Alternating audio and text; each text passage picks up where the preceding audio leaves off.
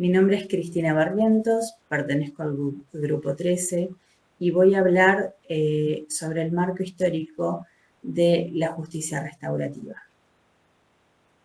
La justicia restaurativa tiene sus raíces en comunidades originarias que han preservado sus usos y costumbres, adoptando como forma de resolver los conflictos que dañan sus relaciones interpersonales en prácticas en las que quienes se han visto involucrados en la infracción se convierten en protagonistas del desenlace a fin de mitigar las consecuencias de las infracciones.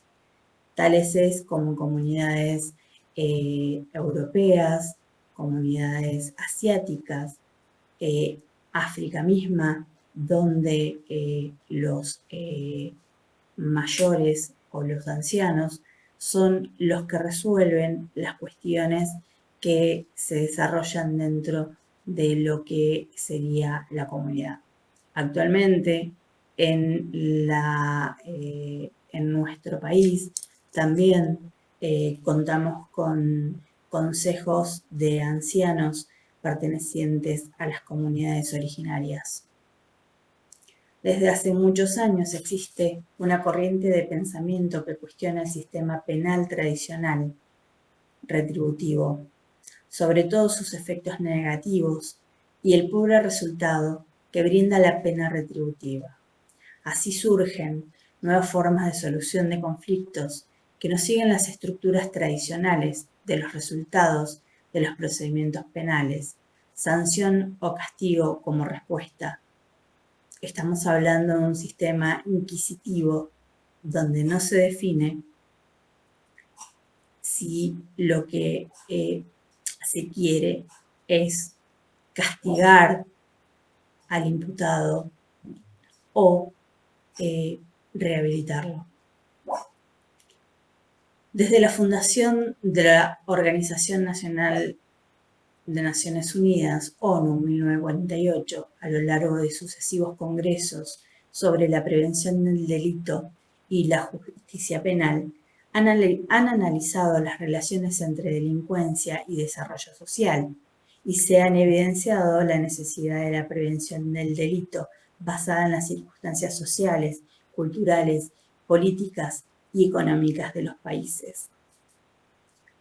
Se pretende encauzar mucho antes a las personas que están en situación de vulnerabilidad para brindarles un apoyo y que no delincan. Así se comienza a vislumbrar la necesidad de disponer de un sistema de justicia desde la prevención del delito hasta la etapa de ejecución de penas, dentro de lo cual los protagonistas del conflicto tengan una participación efectiva tendiente al desarrollo de sociedades pacíficas.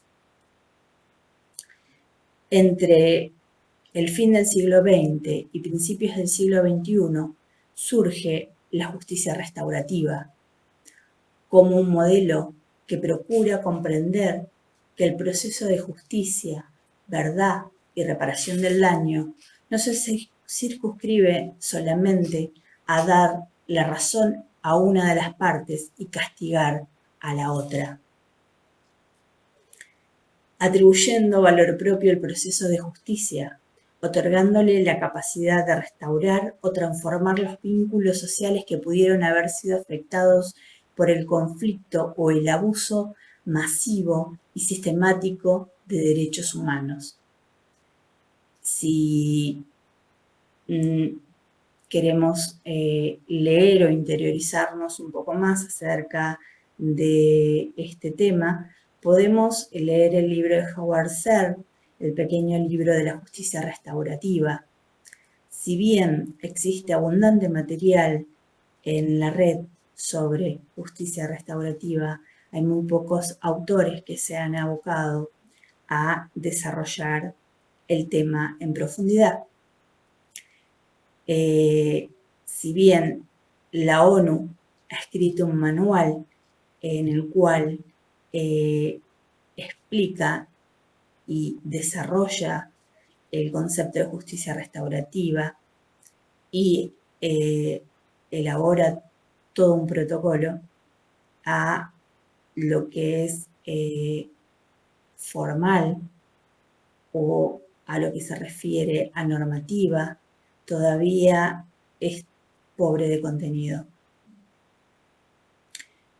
Las organizaciones de las Naciones Unidas, como habíamos hablado anteriormente, definió a la justicia restaurativa como todo aquel proceso en el que la víctima y el delincuente, y cuando procede a cualquier otra persona, un miembro de la comunidad afectados por un delito, participen de forma activa en la resolución de cuestiones derivadas de tal acción delictiva, por lo general con la ayuda de un facilitador.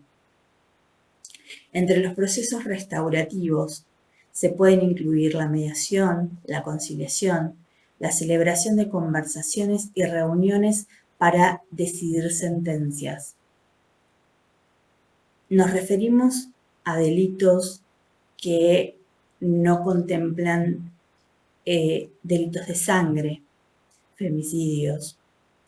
No nos referimos a homicidios y tampoco a situaciones en las cuales se vulneren derechos mucho más graves.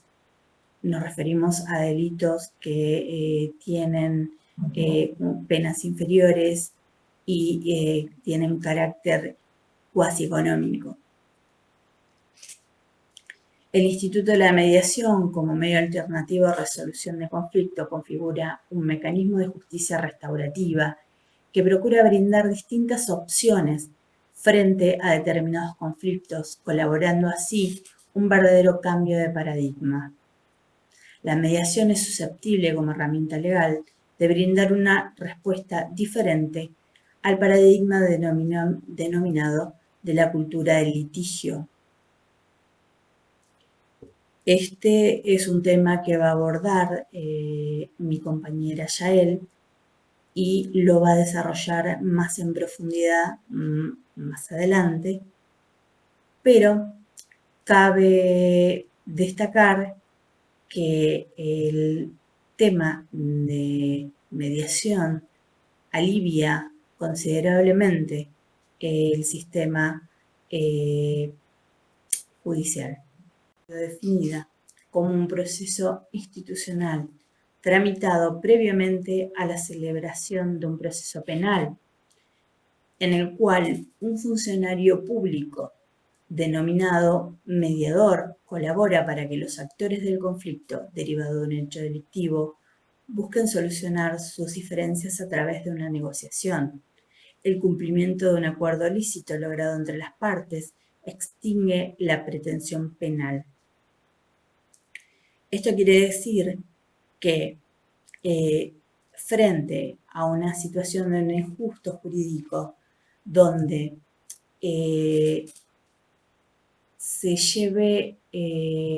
haya una víctima y un victimario y se esté llevando adelante una IPP, esa IPP se puede detener y en cualquier momento del desarrollo de esa IPP, la persona se puede avenir sin aceptar la culpabilidad, reuniéndose con la víctima y a través, como lo destaqué anteriormente, de un funcionario llamado mediador, pueden llegar a un acuerdo, resolviendo así un problema que de otro modo pasaría a la justicia ordinaria, recargando el sistema penal.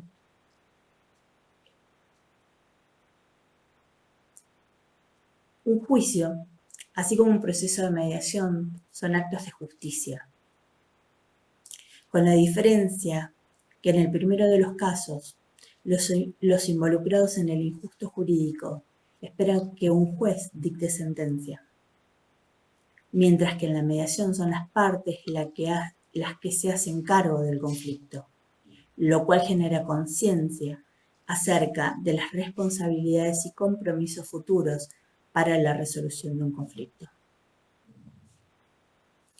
Independientemente que no existe aún una ley nacional que preceptúe o regule la aplicación, y a pesar de las grandes objeciones y oposiciones que genera la implementación como herramienta de justicia restaurativa, las actividades judiciales de mediación procuran la resolución del conflicto, la reparación adecuada de los intereses afectados y la mitigación de las consecuencias de la comisión del hecho delictivo. Nada prohíbe que en algunos casos, previo a comenzar la sustanciación de un proceso penal, que en algunos casos es ineficaz a la hora de resolver los conflictos y o reparar los daños, se efectúe una mediación. Alessandro Barata, ya en 1976, un por allá criminólogo italiano, penalista, fundador de ideas en torno a la criminología crítica, señaló que el sistema punitivo produce más problemas de los que intenta resolver, que reprime conflictos en lugar de resolverlos. En un mismo sentido, el doctor Raúl Zaffaroni sostuvo que el modelo penal argentino confisca el conflicto a la víctima y la excluye del protagonismo procesal, reemplazándola por un funcionario que representa los intereses del soberano, el Ministerio Público o el mismo juez. Consiste en un modelo de ejercicio de poder y no en un modelo de solución de conflicto, contrario a los principios restaurativos. Acá se habla en que la víctima es reemplazada por el fiscal o es reemplazada por el Estado, el cual toma sus derechos y los impulsa, dándole la posibilidad solamente de presentarse como particular damnificado y sin tener mucho poder de intervenir dentro de lo que es el sistema judicial. La posición adoptada por la Corte Suprema de la Justicia de la Nación, que en algunos casos, como en los fallos Acosta, Lorenzo y Norberto, aseveró que existen respuestas disímiles del Estado frente a los conflictos del índole penal, señalando que la respuesta punitiva debe limitarse a los casos que se producen un perjuicio grave a la sociedad. Por ello podemos expresar claramente que la mediación no privatiza o confisca el derecho penal, lo resignifica y da lugar a las partes intervinientes, entablando las mismas una comunicación directa y efectiva, pudiendo así expresarse frente a frente de forma expresa, amplia, acerca de lo ocurrido y de sus consecuencias, que repercuten en su espíritu y psiquismo, así como en la esfera moral y material. Por ello, se proponen algunos casos en los que resultaría pertinente la aplicación del instituto de mediación en un proceso penal, conjugando en el artículo 59, inciso 6 del nuevo Código Penal las prescripciones del artículo número 34 vigente desde el 2019 del Código Procesal Penal Federal, y son los siguientes. Suspensión de juicio a prueba. Se puede emplear la mediación para que el ofensor y el ofendido lleguen a un acuerdo sobre la reparación del daño. Artículos 59 y 76 bis del Código Penal. B. Se pueden implementar en aquellos delitos que afectan a la persona o a sus derechos patrimoniales. En este sentido, los conflictos que afecten de manera excluyente a la víctima y victimario y que la conducta incriminada carezca de expansión y peligrosidad social. Era lo que habíamos hablado. No se refiere a femicidios y no se refiere a delitos de sangre. En todos los delitos de instancia privada actuales se podría dar la oportunidad a la víctima y al victimario para que logren pactar mediante una poder el órgano estatal actuar de oficio por ser necesario instar la actuación de la ley penal o bien activar los mecanismos de una acción conciliatoria. En todos los delitos de acción privada se debiera intentar obligatoriamente la instancia de mediación. Aliviaría mucho nuestro sistema judicial argentino. Como para dar un ejemplo, delitos tales como usurpación, daño, simple incumplimiento de deberes de asistencia familiar, sea quien fuere la víctima, impedimentos de contactos de hijo con el padre no conviviente, amenazas simples, entre otros. Muchas veces vemos abarrotados los estrados con denuncias sobre justicia familiar, donde existen, como habíamos hablado, impedimentos de contacto, donde quizás si se acercaran las partes, como en su momento la doctora Tagliercio lo hubiese mencionado en alguno de sus seminarios, el diálogo es la mejor opción para llegar a un acuerdo y donde la importancia y el interés superior del niño es lo primordial. Son montones las facetas en las cuales se puede aplicar este instituto. Llevándonos a lo que es el Código Penal, expresamente la Ley 27.147, y hablando del artículo 59, lo vamos a leer y citar taxativamente. La acción penal se extinguirá por la muerte del imputado, por la amnistía, por la prescripción, por la renuncia del agraviado respecto de los delitos de acción privada, por la aplicación de un criterio de oportunidad de conformidad con lo previsto en las leyes procesales correspondientes, por conciliación o reparación integral del perjuicio de conformidad con lo previsto en las leyes procesales correspondientes. Y acá está el tema que nos interesa. Por el cumplimiento de las condiciones establecidas para la suspensión del proceso a prueba, de conformidad con lo previsto en este código y las leyes procesales correspondientes.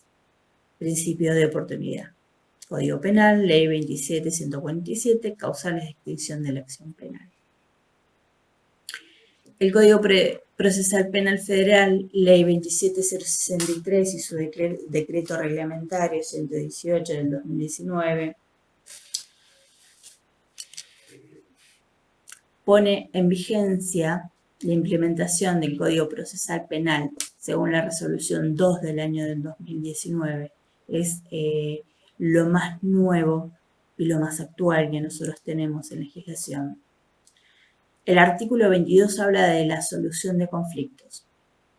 Los jueces y los representantes del Ministerio Público procurarán resolver el conflicto surgido a consecuencia del hecho punible, dando preferencia a las soluciones que mejor se adecúen al restablecimiento de la armonía entre sus protagonistas y la paz social.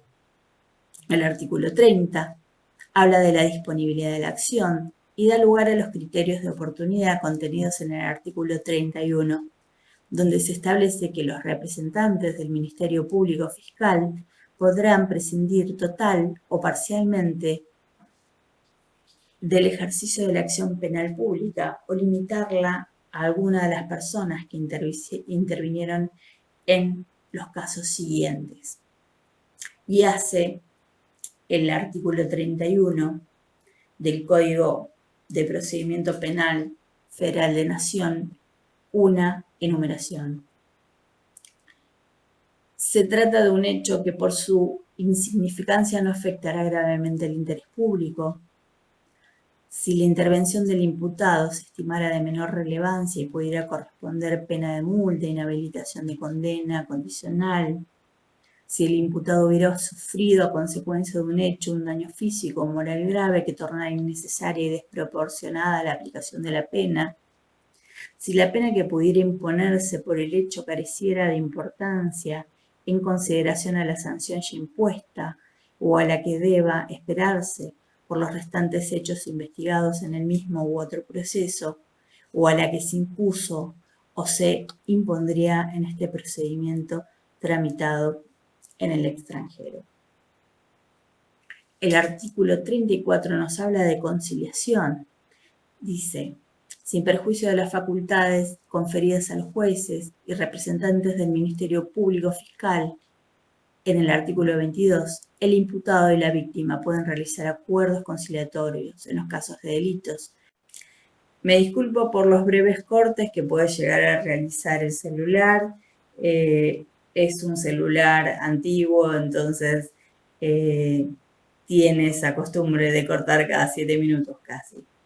Estábamos hablando que el imputado y la víctima puedan realizar acuerdos conciliatorios en los casos de delitos graves con contenido patrimonial cometidos sin grave violencia sobre las personas o en los delitos culposos, si no existieran lesiones gravísimas o resultado de muerte.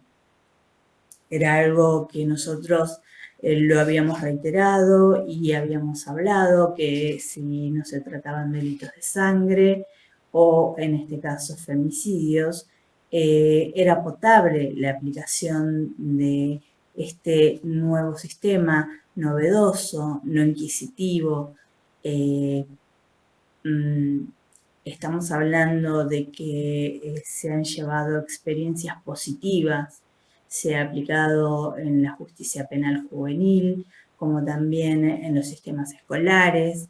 Tenemos el caso de la alcaldía número 15 de Batam, donde el alcaide Adrián Escudero lleva adelante un programa muy interesante en la cual los privados de su libertad se someten a este régimen conciliatorio y ellos resuelven sus diferendos a través del diálogo, constituyendo asambleas y concilios donde intervienen personal policial, privados de su libertad y también en el mismísimo alcaide. Ellos están sometidos a un régimen en el cual el incumplimiento, que es la ley de ejecución penal bonaerense, la 12.256, lo lleva a precisamente implementar este sistema que es tan interesante, en el cual si lo que cometieron y los diferendos que se ocasionaron no terminaron siendo tan graves y los privados de su libertad pueden llegar a un diálogo, ellos tienen sí sanciones en las cuales se les invita a que ellos realicen tareas comunitarias. Él refería que tenían resultados sumamente positivos, donde personas que fueron sancionadas con 90 días de castigo, si se quiere, donde van a trabajar a las huertas, realizan barbijos, en este caso de pandemia o COVID, le han pedido permanecer y poder seguir trabajando. Ellos tienen un sistema de huerta en el cual hacen donaciones a un lugar de oncología infantil y se ven con una función social muy importante, comprometidos, restablecidos. Ellos ya fueron juzgados fuera de los penales. Dentro de los penales solo resta que se rehabiliten, solo resta darles la oportunidad que ellos puedan desarrollarse integralmente. Este experimento que Adrián no lo llama de esa manera, él sostiene que es una realidad, y sostiene y lucha y lleva adelante y pelea por las personas que están dentro de lo que es el sistema carcelario y confía, se envuelve tranquilamente dentro del penal, habla con las personas privadas de su libertad, llegan a un acuerdo y lleva un sistema armónico, con lo cual en este caso la justicia restaurativa sí estaría teniendo un efecto positivo. Él refiere a que incluso se les permite tener llamadas monitoreadas con los familiares, lo cual les quita un gran estrés a las personas privadas de su libertad y tienen un nivel de recepción y de trabajo en conjunto muy positivo. Muy bien, yo concluyo con mi tema. Les agradezco la atención. Mil disculpas si me extendí demasiado y espero que les haya resultado interesante. Por último y no menos importante, y ahora sí me despido, estamos hablando del cómo, que es el artículo 76 del Código Penal de la Nación, que es la suspensión de juicio a prueba, y el qué, el artículo 35. La suspensión del proceso a prueba. La suspensión del proceso a prueba se aplicará en alguno de los siguientes casos. Cuando el delito prevé un máximo de pena de 3 años de prisión y el imputado no hubiese sido condenado a pena de prisión o hubiera transcurrido 5 años desde el vencimiento de la pena. Cuando las circunstancias del caso permitan dejar en suspenso el cumplimiento de la condena aplicable y cuando proceda la aplicación de una pena no privativa de la libertad. Estamos hablando de criterios de oportunidad. Muy bien, con esto sí me despido y espero que haya sido ameno la explicación y el desarrollo del marco histórico de la justicia restaurativa.